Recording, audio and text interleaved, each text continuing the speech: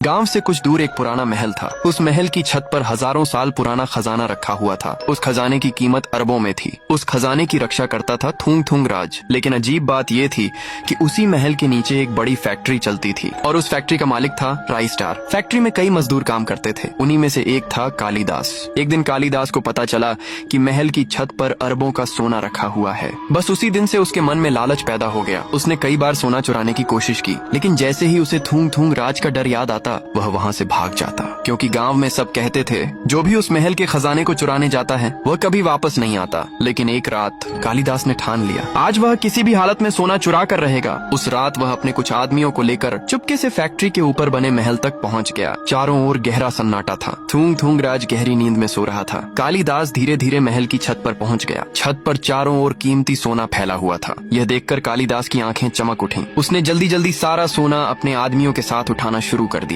कुछ ही देर में उन्होंने छत पर रखा सारा सोना उठा लिया। फिर वे रात के अंधेरे में वहाँ से भाग गए और उस सोने को एक गुप्त गुफा में छुपा दिया। अगली सुबह जैसे ही थुंग थुंग राज की नींद खुली वह महल की छत पर गया, लेकिन वहाँ का नजारा देखकर वह हैरान रह गया। छत पर रखा सारा सोना गायब था। उसकी आंखें गुस्से से लाल हो गईं। वह जोर से गरजा, राई स्टार, मैं तुझे नहीं छोड़ूंगा। इधर राई स्टार को भी सोना चोरी होने की खबर मिल गई। वह भी हैरान था। उसे समझ नहीं आ रहा था कि इतनी बड़ी चोरी आखिर किसने की। उसी रात थुंग थुंग राज अपनी रहस्यमयी शक्ति से पिछली रात की सच्चाई देखने लगा। कुछ ही पल बाद उसे सच्चाई पता चल गई। उसने गुस्से से कहा, कालिदास, अब तू मुझसे नहीं बचेगा। अब आगे क्या होगा? क्या थुंग थुंग राज कालिदास को पकड़ पाएगा और क्या वह अपना अरबों का सोना वापस ले पाएगा? इस कहानी का पार्ट 2 जल्द आने वाला है।